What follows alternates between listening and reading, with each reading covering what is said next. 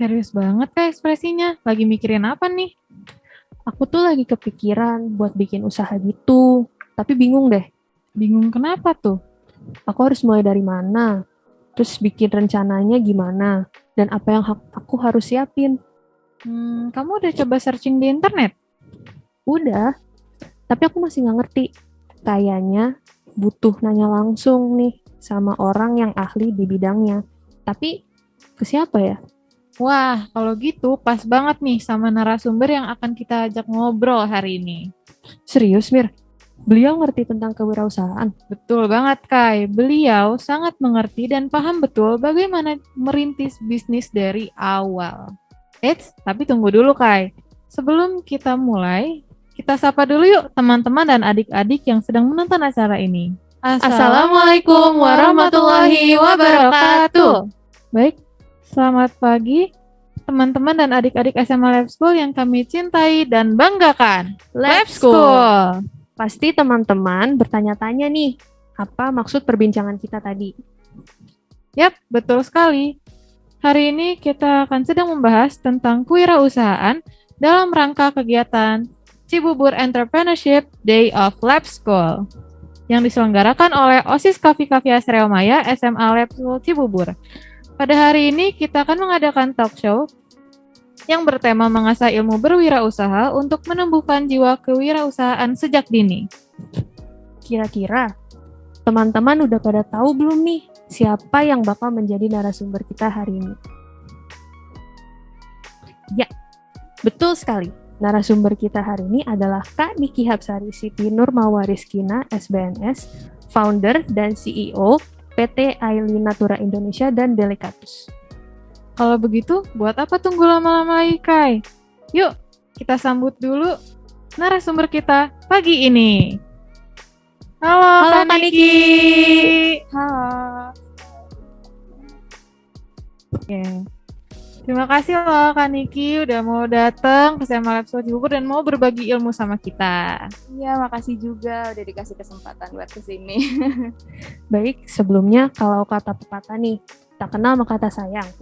Oleh karena itu, agar kita dapat saling mengenal, kami perkenalkan diri dulu ya Kak. Saya Kaila Elmaranisa, selaku host pada acara talk show hari ini bersama rekan saya. Saya Almira Rida Afifah sebagai host dalam acara ini. Kami akan menemani teman-teman untuk mengasah lebih dalam lagi tentang kewirausahaan. Apalagi untuk yang teman-teman yang ada di rumah yang mau mengasah ilmu lebih dalam. Nah, sebelumnya Kak Niki boleh nih memperkenalkan diri secara singkat aja nggak apa-apa. Waktu dan tempat kami persilahkan. Oke, sebelumnya terima kasih Almira dan Kaila. Perkenalkan semuanya, nama aku Niki Hapsari, biasa dipanggil Niki. Aku alumni dari SBM ITB, jurusan kewirausahaan, baru lulus di tahun 2020, dan sekarang aku merupakan founder dan juga CEO dari PT Aili Natura Indonesia, dan aku juga sempat berbisnis dari SMP, namanya Delicatus namanya. Jadi, dan kesibukan aku sekarang paling aku juga bekerja di organisasi lain dan juga punya beberapa organisasi di kesehatan mental, seperti itu. Wow, oke. Baik nih Kak. Dari yang udah kita dengar tadi, Kak Niki ini passionate banget nih dalam berwirausaha. Betul nggak Kak? Bisa dibilang seperti itu ya. Betul. Oke, kalau gitu kita mau nanya dulu nih Kak sama Kak Niki. Menurut Kakak nih, arti dari kewirausahaan dalam Kakak itu apa ya? Oke, jadi menurut aku pribadi kalau entrepreneurship itu nggak cuma masalah bisnis ya. Dari yang aku belajar pun, jadi entrepreneur itu nggak sama dengan jadi businessman or businesswoman. Jadi entrepreneur itu ketika melihat peluang atau suatu masalah, dia tuh gatel pengen nyelesain masalah tersebut di market. Jadi yang bikin kita beda adalah kita tuh buat bisnis nggak cuma hanya untuk uang memang penting, emang itu salah satu rodanya bisnis tuh uang ya, tapi entrepreneur itu berhubungan dengan problem apa yang mau dipecahkan sama bisnisnya itu gitu, seperti itu sih kalau dari aku. Jadi wirausahaan itu nggak cuma tentang bisnis atau uang aja gitu. Berarti ada banyak hal lain ya Kak dalam bisnis tersebut. Betul. Kita pengen tahu nih Kak, pengalaman Kakak dalam berwirausaha tuh kayak gimana? Oke, aku nggak tahu ini akan panjang atau enggak. Cuman aku sebenarnya mulai bisnis itu mulai dari kelas 2 SMP, kelas 3 deh, kelas 3 SMP. Awalnya itu karena ada mata pelajaran yang emang suruh jualan gitu lah, namanya BUMS, Badan Usaha Milik Sekolah. Kalau nggak salah, aku lupa. Terus aku coba buat apa ya yang bisa orang-orang tuh sukain dan kayak orang-orang mau beli. Itu aku masih awam banget, aku nggak tahu bisnis apa, cuman aku tahu aku udah besar mau jadi pengusaha, udah cuma itu aja gitu. Dan akhirnya aku coba buat kayak itu resep kakak aku sih, kayak aku buat puding gitu. Terus ternyata teman-teman aku banyak yang suka, yang awalnya kayak sehari itu cuma pesanannya cuma 15 cup, tiba-tiba tuh sehari bisa sampai 75 cup per hari, dan itu setiap hari dari Senin sampai Jumat nonstop gitu.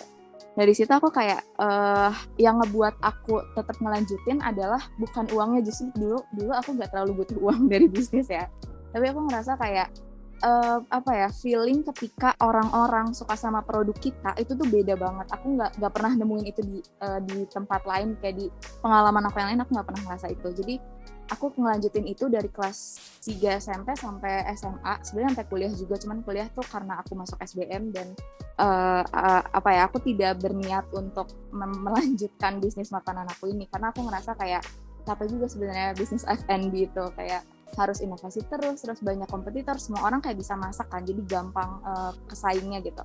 Jadi akhirnya waktu kuliah aku bisa dibilang sekarang tuh kayak cuma based on order aja yang puding itu.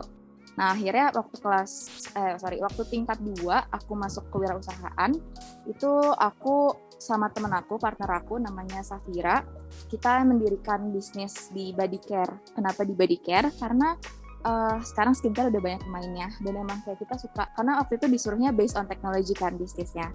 Terus kayak kita nggak suka nih aplikasi-aplikasi, bikin aplikasi begitu, kita kayak aduh nggak deh, akhirnya kita nyari apa ya, sesuatu yang produk tapi dari teknologi juga.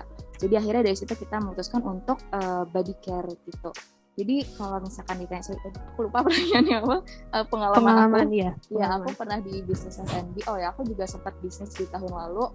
Ikut bisnis teman sih. Kita sempat waktu itu memenangkan Wirausaha Muda Mandiri dari 14.000 proposal yang masuk, kita juara 2. Itu di F&B juga. Jadi aku udah ada pengalaman beberapa lah di bisnis itu. Tapi memang belum besar-besar banget ya. Maksudnya kayak aku juga masih merintis kok gitu sih.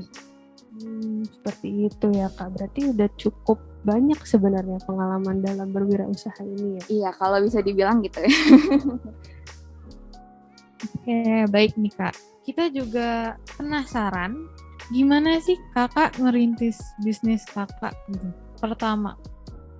Oke, kalau yang dari SMP itu tadi aku sempat bilang kalau dari mata pelajaran ya, dari mata pelajaran, terus kayak kita per kelompok, terus yang lain tuh kelompoknya udah bubar, maksudnya kelompok aku udah bubar, tapi aku kayak orang-orang pada nanyain gitu, kayak Niki buat lagi dong segala macam, terus ya udah aku lanjutin lagi dan orang-orang pada suka. Dan itu kebetulan aku SMP dan SMA-nya itu semacam kayak dari SMP Lab School pindah ke SMA Lab School gitu, jadi orang-orangnya sama gitu, jadi nggak terlalu susah buat memperkenalkan produk aku lagi. Jadi aku lanjut itu. Jadi kalau masalah mulai dari bisnis F&B itu aku lanjut emang dari mata pelajaran. Tapi kalau dari bisnis yang body care yang sekarang PTL ini, aku keliling lab ITB karena itu tugas pertama kuliahnya adalah mencari produk riset ITB yang siap dikomersialisasikan, siap dijual-jual gitu.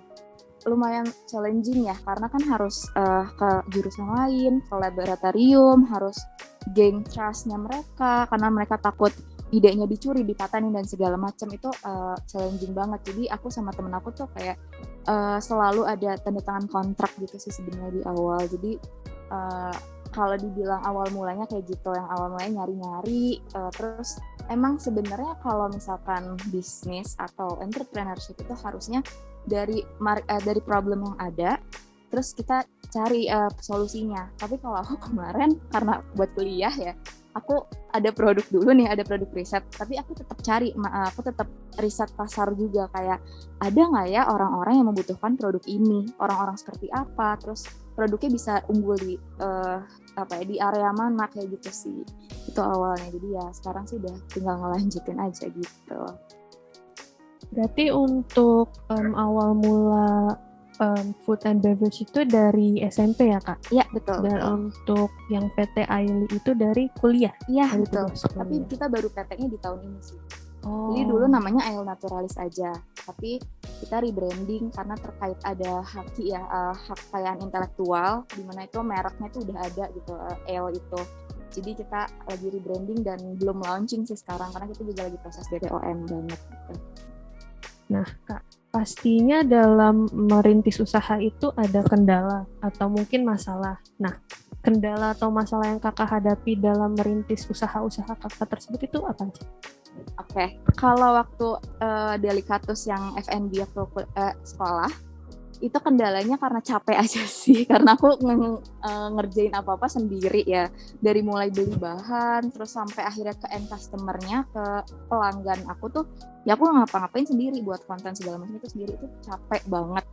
Apalagi aku juga sekolah ada UN, ada segala macam kan kayak, ya capek lah gitu, aku tiap hari tuh tidurnya baru jam 2 malam gitu, karena harus belajar juga. Nah, tapi so far itu nggak ada ruginya, yang itu tuh nggak pernah rugi, jadi kayak selalu profit gitu. Nah, tapi yang pas di bagian body care, perawatan tubuh, itu baru deh aku ngerasain kayak challenge-nya gitu, kayak mulai kita pernah ditipu vendor tahun lalu banget bulan Maret, kita ditipu vendor, terus kita juga pernah sekarang kita lagi makan ke pabrik, terus pabriknya ngulur waktu sampai 1 tahun sekarang riset dan development-nya gitu. Terus apalagi ya banyak kita, tapi untungnya kita nggak pernah ada masalah internal karena aku selalu nanemin kayak open communication ya, kayak transparan, semua komunikasinya harus transparan gitu sih. Jadi kalau challenge-nya paling dulu kita masih mencari kayak kenapa kita harus bisnis ini gitu. Itu yang orang-orang agak apa ya, mungkin banyak orang-orang tuh bisnisnya fail hanya karena bisnisnya gampang deh, atau kayak ya udah deh yang penting mah bisnis aja terus segala macam. Nah, tapi orang tuh nggak tahu kayak kenapa harus mulai bisnis dari diri sendiri ya gitu sih. Gitu. Baik ya. Dan gini Kak, sekarang kita lagi di keadaan pandemi COVID-19 dan yang pasti usaha banyak yang tutup dan ada beberapa juga yang buka dan mengikuti COVID-19, misalnya kayak jualan masker atau semacamnya. Nah, gimana nih Kak usaha Kakak selama pandemi COVID-19 ini? Dan gimana juga cara Kakak mempertahankan biar lebih tetap maju dan non-stop gitu Kak? Oke, karena kita di body care ya, sabun mandi kan. Jadi kita tuh di tahun lalu emang kita handmade semua. Jadi kapasitas produksinya terbatas banget. Paling satu kali bikin tuh paling banyak 50 gitu, nggak banyak-banyak. Nah, alhamdulillahnya itu kita nggak mendapatkan tidak merasakan kayak menurun penjualan atau segala macam gitu, karena memang kita dulu kuliah juga ya, masih tugas kuliah, jadi kayak ada targetnya segala macam.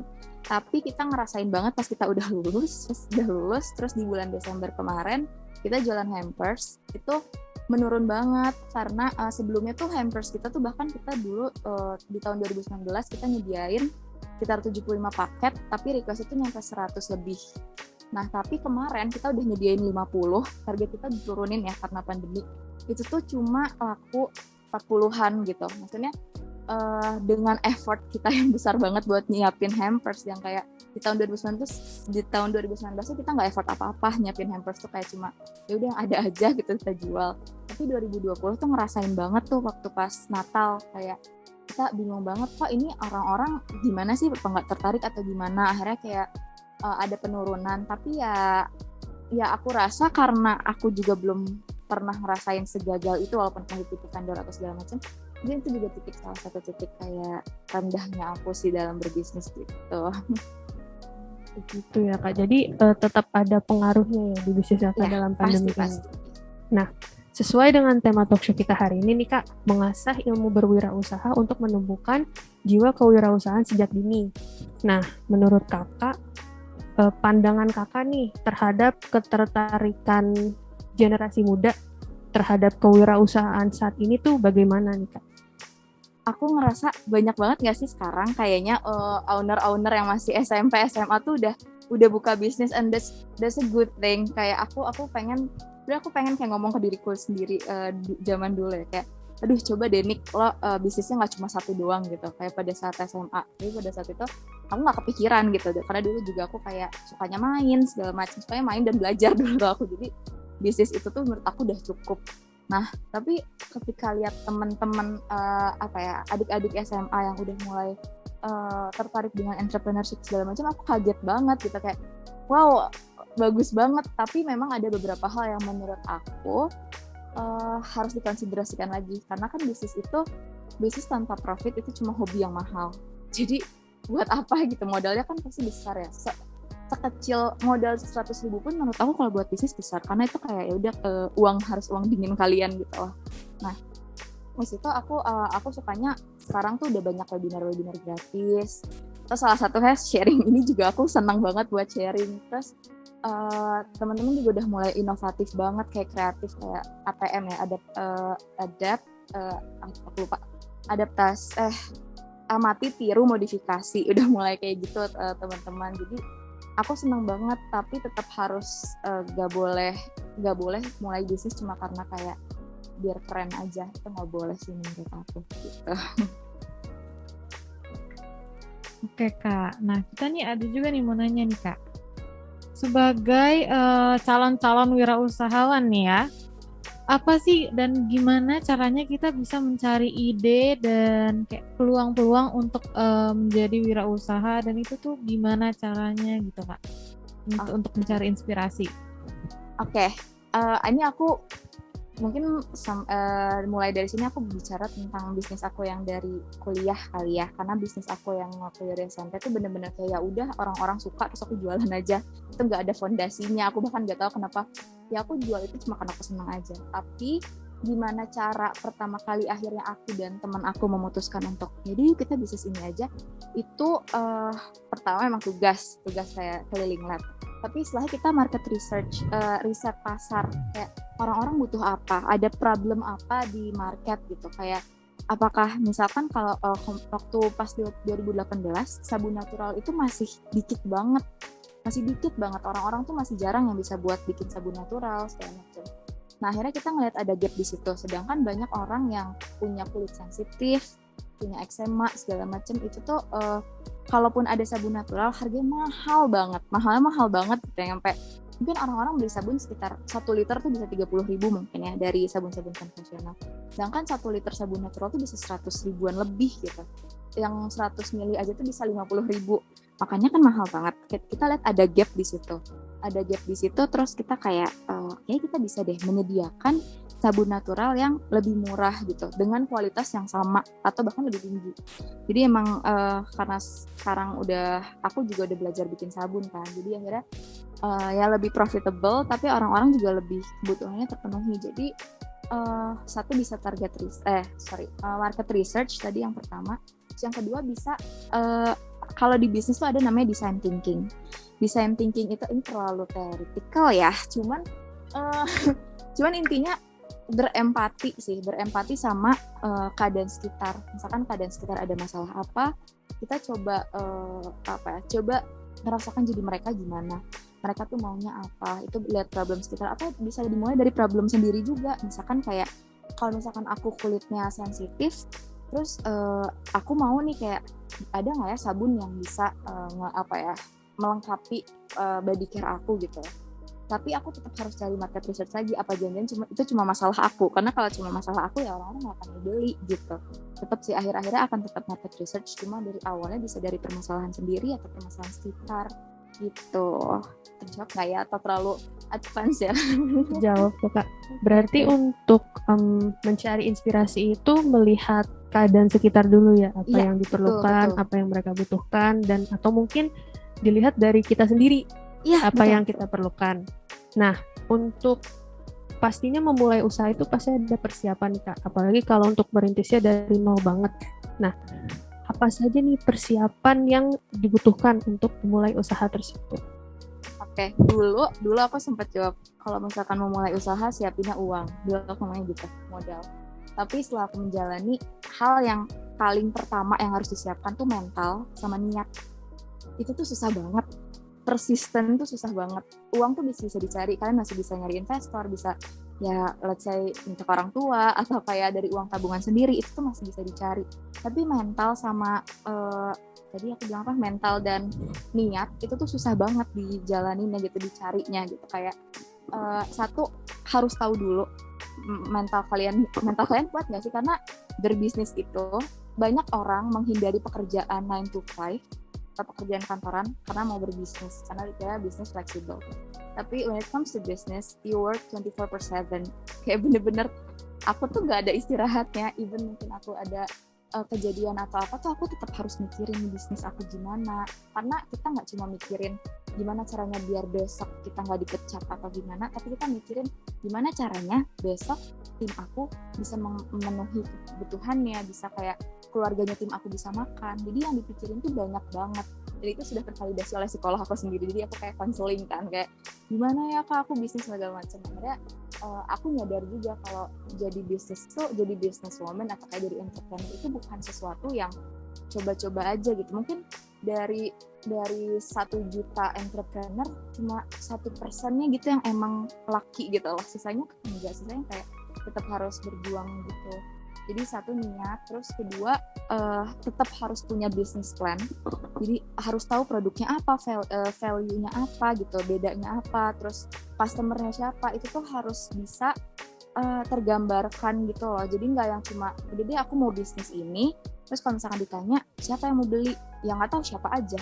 Apa kayak ya anak-anak aku ini kebanyakan terjadi di tempat kuliahku. Kayak aku mau buat bisnis ini, oke, target marketnya siapa? Anak ITB gitu. Anak ITB itu banyak banget loh. Oke, anak ITB ada berapa fakultas? Dari situ tiap fakultas juga orang-orangnya beda-beda. Ada yang kubu yang hedon, ada yang kayak yang hemat-hemat banget. Itu udah beda marketnya. Jadi itu harus udah tahu. Sama yang terakhir baru deh kayak resource lainnya kayak uang, terus material, gitu-gitu sih yang harus dipersiapkan di awal. Baik, berarti yang sebenarnya yang pertama yang kita butuhkan bukan uang ya, tetapi Betul. mental dan niat. Betul. Yang dari hati gitu ya. Nah, kita mau nanya nih Kak, tadi Kakak sempat nyebut business plan. Nah, menurut Kakak nih, business plan itu apa sih Kak? Kalau translatannya rencana bisnis ya, cuman business plan ini ada kayak strategic planning, ada marketing plan, dan sebenarnya intinya kayak gambaran rencana usaha kalian gitu loh. Kayak itu banyak toolsnya ya. Ada tools yang kayak ada value proposition canvas, ada business model canvas. Tapi itu tuh gimana caranya kalian tuh ngeplan dari gak cuma segi kita mau jual apa terus jualnya gimana, tapi juga banyak banget kan komponen bisnis. Ada yang dari operasional, kayak produksinya di mana, terus produksinya gimana, alurnya gimana. Terus ada juga kayak target marketnya mau siapa, cara jualnya gimana, terus keuangan, pencatatannya seperti apa, budgetingnya seperti apa. Jadi business plan itu nggak cuma kayak mau jualnya gimana, tapi juga kayak pengelolaan tim manajemen, controlling, terus quality control, itu semua harus ada di business plan gitu. Kayak ya gitu dari aplikasi. Tadi Kakak sempat membahas tentang komponen-komponen bisnis plan nih. Berarti yang pertama itu harus ada apa tadi Kak? Harus ada semacam kayak strategic planning, marketing plan gitu. Tapi itu semua intinya kalau awal banget tuh kalian bisa pakai satu tools namanya business model canvas. Itu cuma satu lembar kalian di situ kayak harus menyertakan value bisnis kalian apa, target market kalian gimana, cara jualnya gimana, vendor-vendor yang kalian pakai siapa aja, resource yang kalian butuhkan apa aja, cost-nya apa aja, sama kalian dapat uangnya dari mana. Itu tuh dalam satu lembar. Dan business plan yang bagus adalah ketika orang lihat template itu dan orang tuh langsung ngerti tanpa nanya ke kalian mau jual apa gitu. Itu sih. Nah, baik. Menurut Kakak nih, caranya bikin business plan yang baik, yang benar, yang membuat orang-orang nih kalau udah ngeliat nih, kayak kata Kakak barusan, nggak perlu nanya lagi. Sedangkan biasanya orang-orang pun walaupun sudah baca, dia tetap nanya. Nah, itu tuh gimana Kak? kalau orang udah baca tapi tetap nanya, berarti bisnis plan kalian masih belum jelas. Itu sebenarnya kalau kata dosenku kayak gitu. Dan tapi emang benar gitu, kayak misalkan kalian pitching ke investornya cuma lihat bisnis model kanvasnya tapi nggak ngerti, ya udah skip aja. Masih banyak bisnis lain yang harus direview sama investor. Jadi cara buatnya yang pertama, kalian harus jelas banget value kalian tuh mau apa, permasalahan yang mau dipecahin tuh mau apa gitu. Kayak oke, kalian mau jualan makanan nih, kenapa orang-orang tuh harus milih makanan kalian dibanding kompetitor?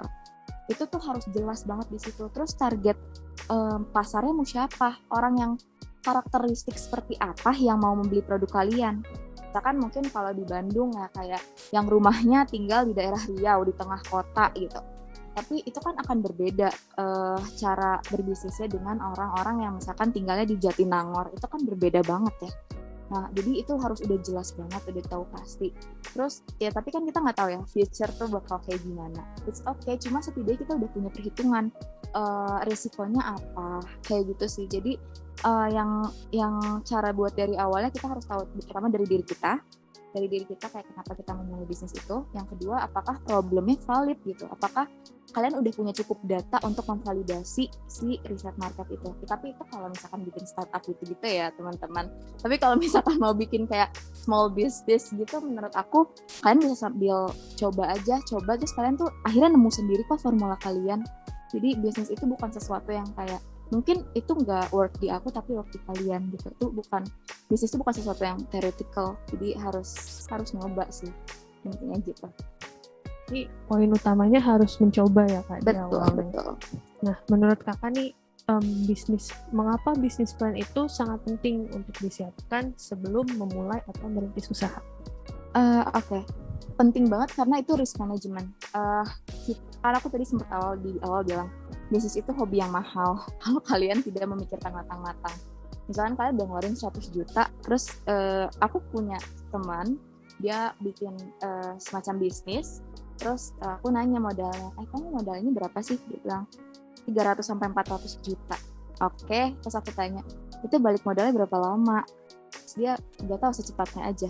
Menurut aku tuh kayak, wah aku sih nggak berani ya, tapi keren sih kalau orang kayak gitu, kayak mengeluarkan 3 digit untuk yang sesuatu yang nggak tahu baliknya kapan. Nah, aku lupa tanya apa, maaf. Mengapa bisnis plan itu penting banget? Ya karena satu, karena uang ya, karena itu bermain dengan uang.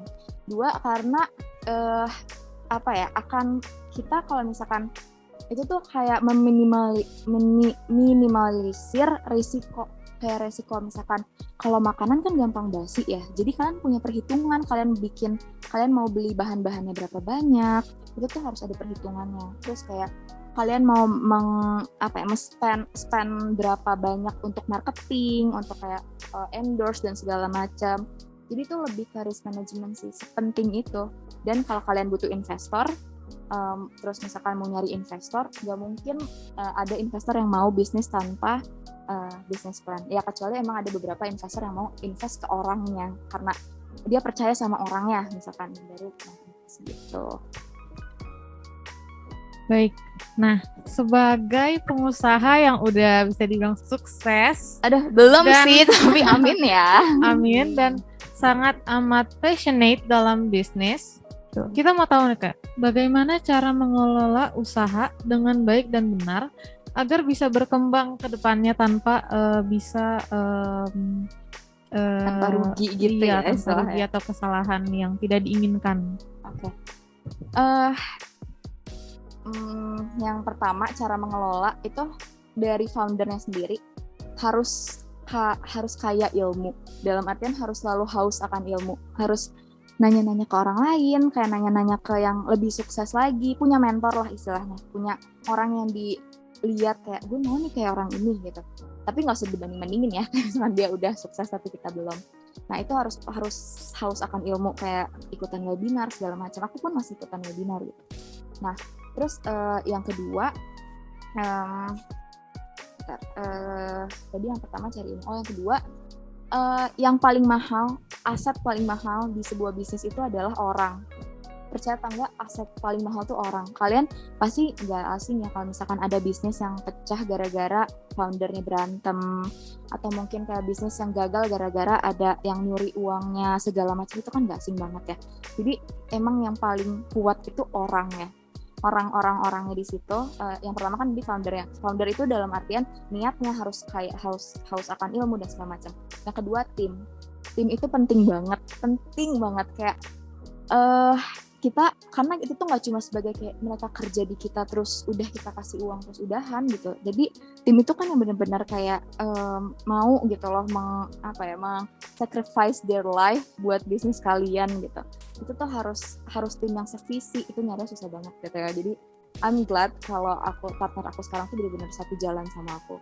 Terus harus saling percaya, dan sama kalau di aku, karena aku juga ada concern di mental health, itu tuh aku bawa ke bisnis aku. Tiap bulan tuh aku ada mental health check, kayak tim aku ini apakah kesehatan mentalnya baik atau enggak, karena itu akan mempengaruhi ke work performance-nya mereka. Terus baru yang ketiga dan yang selanjutnya baru deh kayak rencana bisnisnya, kayak gitu sih. Kayak manajemen. Jadi manajemen tentang bisnis itu di akhir-akhir malah. Yang pertama tuh emang harus dari diri sendiri dan dari orang gitu. Tadi kakak sempat sebut tentang mental health ya Pak? Iya. Mental health itu yang pasti penting banget untuk menjalankan sesuatu, karena kalau misalnya mental tidak stabil atau tidak stabil akan mempengaruhi ya Kak, mempengaruhi work performance-nya dalam tim. Nah, pastinya nih dalam usaha ada target-target yang ingin dicapai. Bagaimana sih Kakak mewujudkan target-target tersebut di dalam bisnis Kakak itu sendiri? Oke, jadi yang pertama aku mengelola aset, dan aset paling pertama yang aku prioritaskan itu selalu orang. Jadi semua tim aku tuh aset aku. Di situ aku kalau mereka udah, kita ya susah juga ya kalau orang harus mentally stable terus gitu, nggak apa-apa. Cuman kalau misalkan mereka lagi nggak kenapa-napa, aku akan meliburkan mereka. Kayak mereka butuh waktu berapa lama, aku liburin, tapi nanti begitu masuk kalian harus janji kalau ya udah you are okay right now gitu. Kayak itu yang pertama. Terus yang kedua, untuk mencapai target aku buat KPI, namanya Key Performa Indicators. Jadi itu kayak checkpoint kalian gitu. Misalkan mau kita punya target sales, target profit kita 100 juta nih dalam waktu 6 bulan. Di breakdown lagi, untuk mendapatkan 100 juta kalian harus menjual berapa produk, terus harus mendapatkan berapa customer. Terus di breakdown lagi, untuk mendapatkan customer ada divisi-divisi apa aja yang penting. Kayak misalkan harus foto produk berapa banyak, harus ngepost berapa konten, terus IG ads berapa banyak, terus endorse ke siapa aja. Nanti di situ jadi aku sih lebih menerapkan goals besar, di breakdown terus sampai ke goals individu sendiri di situ. Jadi dan dibantu sama KPI itu, jadi ada timeline-nya. Jadi kita di situ kita selalu ada weekly meeting, di mana itu kita 2 kali seminggu meeting. Di situ hari Senin dan Kamis. Hari Senin itu kita update minggu ini mau ngapain aja. Hari Kamis kita update hasilnya gimana. Kalau misalkan ya pasti ada yang masih 0% segala macam, tapi yang pentingnya nanti pas target akhirnya itu kecapai gitu setidaknya, atau setidaknya berprogres, itu yang penting. Jadi harus dicatat sih sebenarnya, kayak buat planning, terus checkpointnya, terus di-update. Kalau kita pakai tools Asana namanya, jadi di situ di-assign ke orangnya tuh diingetin sendiri sama si website itu, aplikasinya gitu. Jadi ya kita udah otomatis lah ya harusnya gitu, kayak gitu sih. Nah, baik. Di awal nih kita udah dengar kalau kakak nih banyak banget pengalaman menjalankan usaha nih dari SMP. Nah, mau nanya nih Kak, kesalahan apa yang kerap terjadi sebagai pengusaha yang misalnya ada kendala-kendala gitu Kak? Oke. Yang pertama banget yang aku ingat adalah aku nggak mencatat pengeluaran, pemasukan. Itu kesalahan yang fatal, karena kan akhirnya bisnis tuh uang juga ya, walaupun kita solving problems, tapi kan itu istilahnya kalau di mobil mungkin itu bensinnya kan biar bisa jalan terus. Itu aku nggak nyatet, dan aku sendirian anak-anak itu, dan aku nggak nyari info juga. Terus Yang kedua adalah yang paling fatal lagi, menyatukan uang pribadi dan uang bisnis. Itu satu hal yang sepele ya, tapi itu benar-benar ngaruh banget. Jadi per kuliah aku tuh buka rekening khusus untuk bisnis aku. Jadi semua transaksi ke satu rekening. Itu menghindari fraud juga, misalkan menghindari orang-orang yang curang segala macam. Terus kesalahan yang paling fatal yang akhirnya setelah aku as I grow up, aku kan jadi ngerti ya kayak banyak kesalahan. Yang pertama adalah aku tuh nggak tahu kenapa. Aku tahu aku mau berbisnis, aku tahu alasannya, I know my why, tapi aku nggak tahu kenapa aku harus bisnis itu gitu. Jadi aku nggak tahu fondasi aku bisnis itu tuh apa. Saya kayak ya aku emang sih awalnya aku bisnis karena disuruh matkul kan, karena jurusan aku kewirausahaan. Tapi setelah lulus itu tuh aku lost, kayak emang aku mau ya, emang aku suka itu ya sama body care gitu. Jadi itu battle juga, akhirnya aku burn out dan aku ke psikolog 2 kali deh kalau nggak salah untuk bisnis aku ini. Terus dari situ aku nyari akhirnya kayak kenapa ya aku harus bisnis ini, dan beruntungnya aku udah menemukan why aku kenapa di situ.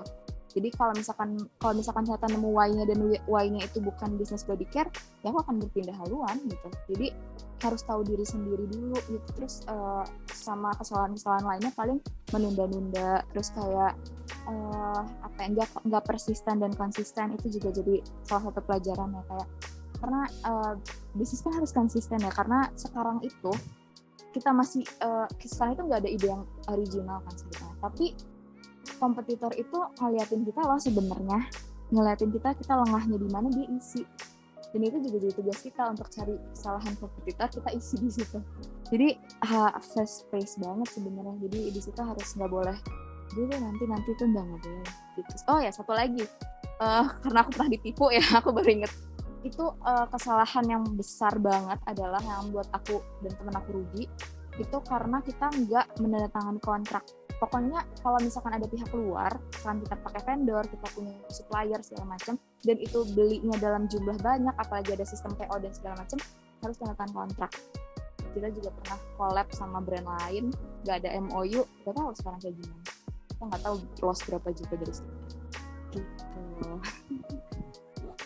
Berarti kesalahannya cukup banyak ya dalam bisa terjadi banyak dan harus dialami semuanya sebenarnya. Dan pastinya dalam usaha itu tidak selalu berjalan mulus ya Kak, pasti ada naiknya, ada turunnya juga. Nah jika amit-amit nih turun gitu usahanya, bagaimana cara Kakak sendiri untuk bangkit? Karena pastinya kita bakalan terpuruk jika bisnis itu turun. Gimana nih Kak? Oke, ini mungkin aku agak kaitin ke mental health ya, tapi ambil aja yang bisa relate, kalau enggak jangan apa-apa. Aku kalau pernah ada di posisi itu, jadi aku diem. Setelah aku gagal, aku diem, aku reflect. Tapi diem dulu, aku nggak bisa langsung reflect kan, karena kayak masih emosi, masih marah, nggak terima, denial segala macem. Dan ini normal sebenarnya, karena makin kita mau ngerasain sakitnya, makin cepat beresnya. Itu tuh berlaku juga sama dari putus cinta segala macam, itu tuh berlaku. Pokoknya terima dulu kalau itu tuh udah kejadian, dan diem dulu. Kayak aku sih diem dulu ya, nggak langsung. Kalau orang-orang kan ngomong ya udah bangkit lagi itu udah susah gitu, maaf banget Sunda banget, cuman bangkit tuh susah loh, sesuatu yang nggak bisa kayak kita oke, next week kita harus bangkit ya, kita nggak bisa kayak gitu, kita nggak tahu ya kayak keadaan mental seseorang. Jadi akhirnya aku diem nggak lama sih, aku juga nggak menargetkan aku harus berapa lama diemnya, tapi aku breakdown kayak hal apa yang disebut aku gagal, aku tuh salahnya di mana, apakah ini salah aku atau bukan salah aku. Karena kalau misalkan salah aku cari lagi aku ini kenapa segala macam, aku bahkan nyampe ke psikolog karena itu gitu, karena aku nggak tahu. Terus kalau misalkan salahnya orang lain, di breakdown lagi, cara nge-preventnya gimana nantinya. Kalau udah siap, udah mengevaluasi ya dari kegagalan sebelumnya, baru buat plan baru. Kalau misalkan masih mau usaha gitu. Tapi kalau misalkan kayak mendadak banget nih, aku udah nggak punya uang sama sekali, jadi cari kerja dulu, atau kayak kalau misalkan udah nggak ada modal, ya modal bisa dicari ya. Aku suka banget, aku waktu itu nonton ini baca di, aku lupa buku apa, Tapi kayak bilang kalau mau banyak cara, kalau nggak mau banyak alasan. Jadi itu yang ngebuat aku kayak oke, berarti gue kalau gue emang mau, gue pasti banyak cara datang gitu. Tapi kalau gue banyak tapi gini deh, misalkan kita mau rajin olahraga ya, tapi kayak tapi hujan, tapi ini, itu kan banyak alasan. Itu emang berdasarnya nggak mau aja. Itu menanami mental seperti itu yang salah satu cara yang bisa buat aku bangkit lagi. Jadi kayak gitu, reflect, terus ya aku buat plan lagi setelahnya. Kalau misalkan pun nanti aku gagal amit-amit, terus aku lagi capek berbisnis, aku yakin banget aku akan menaruh 100% diriku dimanapun itu. Misalkan aku harus kerja pun, kerja di orang lain, itu aku akan naruh situ. Jadi kayak kita nggak tahu future bakal kayak gimana, tapi setidaknya ketika hujan datang, kita tahu payung kita apa. Gitu sih sebenarnya mungkin sana.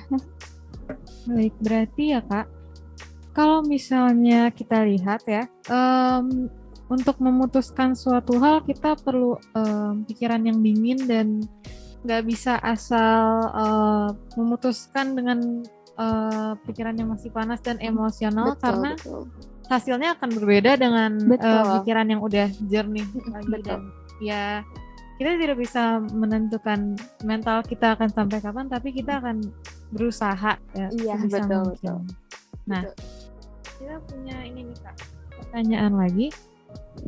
Mengapa ilmu berwirausaha itu penting untuk ditanamkan sejak dini, sejak umur masih muda, mungkin masih SMP seperti kakak pada awal? Oke, aku punya plan ya. Kalau aku udah punya anak, aku akan ajarkan dia design thinking dari kecil. Karena design thinking itu salah satu hal yang kayak cara kita berempati, cara kita mencari solusi. Itu nggak cuma buat bisnis, BTW, buat ya simply just for life gitu. Nah, kenapa penting? Karena aku sendiri setelah aku berbisnis bertahun-tahun, aku tuh ngerasa kalau bisnis itu nggak cuma ngajarin tentang jualan, tapi juga cara ngajarin kita tuh melatih kita untuk persisten, untuk tangguh jadi kuat. Itu tuh dari berbisnis salah satunya. Jadi untuk ngajarin value-value hidup yang lainnya, kayak kita harus kuat, kita harus bangkit lagi segala macam, itu tuh bisa belajar dari bisnis. Even cara kita untuk berkomunikasi sama orang, persuasif, misalnya mau mengajak mereka negosiasi segala macam, itu juga dari berbisnis. Jadi jangan cuma pikirin kalau bisnis itu buat nyari uang. Ya emang bisnis nyari uang, tapi value dari bisnis itu nggak cuma uang gitu loh. Kayak jadi mental yang kuat aja gitu, dari melatih mental. Kalau mental udah kuat, insya Allah yang lain-lainnya itu pasti kebawa lah gitu, kebawa positifnya gitu sih. Jadi aku udah ada plan ngajarin itu ke anak aku, padahal aku juga belum berencana menikah, cuman aku udah mau ngajarin itu gitu sih. Berarti memang untuk menumbuhkan ilmu berwirausaha sejak dini itu sangat penting ya. Penting banget. Tapi nggak harus jualan duluan ya, kayak mentalnya aja dulu dikuatin gitu. Dan pasti akan berpengaruh sampai seumur hidup ya Kak. Ya, sangat berpengaruh. Dari walaupun mungkin tidak memulai bisnis akhirnya, tapi value dari belajar itu kan kepake ya. Kalian nggak harus nge-found bisnis kok buat belajar bisnis. Kalian kayak ikut aja bisnis orang lain, atau mungkin kerja di startup kecil itu banyak banget loh pelajarannya. Betul kalau kerja di startup kecil, karena kan masih struggling ya. Kalau udah corporate itu udah lebih stable dan lebih kayak jauh gitu. Misalkan kayak kerja di finance, ya udah di finance aja, berkutik di finance. Tapi kalau startup kecil biasanya bukan mengerjakan sesuatu yang bukan role-nya, tapi kayak kita jadi tahu, karena orangnya lebih dikit, komunikasinya lebih lancar gitu sih. Baik, ada pertanyaan nih Kak. Menurut kakak nih, gimana kalau misalnya kakak memiliki partner, tapi partnernya ini punya ide yang bertolak belakang dengan kakak? Dan itu gimana cara menyelesaikannya? Oke, ini aku ikutan workshop waktu itu, yang si narasumbernya ini, dia bahkan nyampe bayar $5,000 buat workshop team management, $5,000 Amerika. Dan dia ngasih ilmu ini, sebenarnya banyak yang dia kasih, cuman yang bisa aku share dan menurut aku relevan dengan pertanyaannya adalah mengenai founders agreement ya. Kayak dari awal buat nyari founder itu bukan cuma kayak gue mau bisnis makanan nih, lo mau ikutan nggak cuma gitu. Tapi karena kita bertektokan dengan uang, itu kan harus ada legalnya. Kalau aku sih ada legal aku, makanya aku buat PT. Karena setelah aku rebranding, modal yang aku butuhkan 20 kali lipat dari awal, Jadi kayak kalau udah masalah uang kita main aman. Kita bikin PT ada sahamnya berapa persen gitu. Terus yang kedua value hidup. Value hidup itu aku sama partnerku tuh punya founders agreement dari value hidupmu apa. Terus kayak aku mau buat impact buat orang banyak. Impactnya seperti apa? Itu tuh detailin banget. Hal yang kamu nggak suka apa? Ekspektasimu ke aku apa? Ekspektasi aku ke kamu apa? Terus diobrolin. Terus listen worst case scenario. Misalkan kalau gagal gimana? Kalau rugi gimana? Dan segala macam. Mau nyampe kapan kita bertahannya? Dilihatnya berapa lama? Kayak gitu. Itu tuh harus ada agreement-nya di awal gitu. Ada perjanjiannya. Kalau nggak gitu gampang banget orang kayak bisnis pecah tuh rata-rata karena nggak ada founders agreement, karena ini kebanyakan karena temen. Aduh nggak enak temen gitu. Tapi kan alhamdulillahnya aku dan partner aku tuh profesional banget sampai kita tuh lupa kita temenan awalnya. Kita ada di titik itu kayak kok waktu itu kita lagi makan, inget banget kita mau ke vendor, kita lagi makan, terus dia cerita tentang love life-nya dia. Terus aku mikir kayak aneh banget lo ngapain cerita love life lo ke gue. Aku kan awalnya mikir gitu, jadi mikir kayak oh iya tapi dulu sahabatan kenapa kayak gitu. Cuman karena kan tiap hari bahasnya sabun terus kayak jadi beda gitu bahasanya. Tapi setelah ada founders agreement kita punya boundariesnya, dan sekarang karena aku juga ada value mental health-nya di bisnis aku, kita ada sharing session tiap bulan. Kayak sharing session itu nggak boleh bahas bisnis, kayak kamu lagi ngerasain apa, terus dia lagi misalnya dia cerita dia sama pacarnya lagi gimana atau dia lagi senang seperti apa. Itu tuh ngebuat kita nggak cuma nyaman untuk bekerja, tapi kayak misalkan dia melakukan sesuatu yang gak kita ekspektasikan, misalkan kayak dia telat ngumpulin tugas atau segala macam, itu kita bisa ini bisa ditolerir atau enggak ya karena kondisi seperti ini gitu sih. Jadi harus heart to heart, nggak boleh cuma kayak gue ada modal segini lo mau nggak sih join gue. Jadi dalam untuk founders agreement itu pastinya harus ada komunikasi ya Kak antar dua founder itu. Aku juga ada pertanyaan nih Kak. Apa hal-hal yang Kakak paling suka dalam berbisnis atau dalam kewirausahaan itu? Pasti kan ada hal-hal yang bikin semangat buat bisnis. Nah, pengen tahu nih Kak. Review pelanggan itu yang ngebuat aku kayak oke gitu.